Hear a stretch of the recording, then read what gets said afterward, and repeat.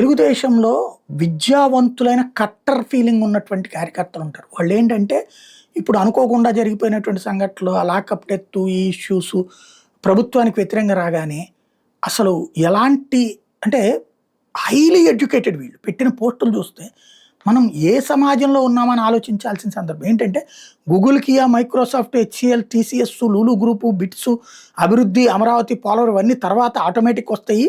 ఇవేవి ఆంధ్రాను కాపాడలేవు. జగన్ వస్తే ఒక్క రోజులో పంపించేస్తాడు. ప్రజావేదికల నేలమట్టం చేస్తాడు. వినాశనం అతని ఏకైక ఎజెండా. దోపిడీ అతని దుష్ట గ్యాంగు.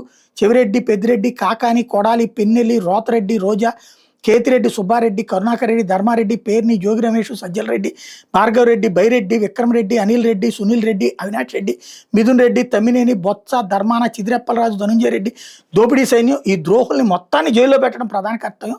వీళ్ళని సమూలంగా ఎరాడికేట్ చేయకుండా ఆంధ్ర డెవలప్ అవ్వదుగా కావదు. బాబు గారు, మీ శ్రమ బూడిదలో పోసిన పన్నీరు. ముందు చేయాల్సిన పని ఇది. ఇలా మొదలు పెట్టండి. దుష్ట సంహారం చేసి అభివృద్ధి చేయండి, యజ్ఞం చేయండి, రాక్షస మొక్క నిర్మూలించి పని మొదలు పెట్టండి. ఫలితాలు చూసి ప్రపంచం అమరావతి ముందుకు వచ్చి అమరావతిని ప్రపంచ ప్రఖ్యాతిగాంచిన రాజధానిగా తీర్చిదిద్దుతుంది అట. అంటే వీళ్ళు ఎలాంటి రాక్షస భావనలో ఉన్నారు. ఎదురోళ్ళందరినీ చంపేయాలి, ఎదురోళ్ళందరినీ జైల్లో పెట్టేయాలి.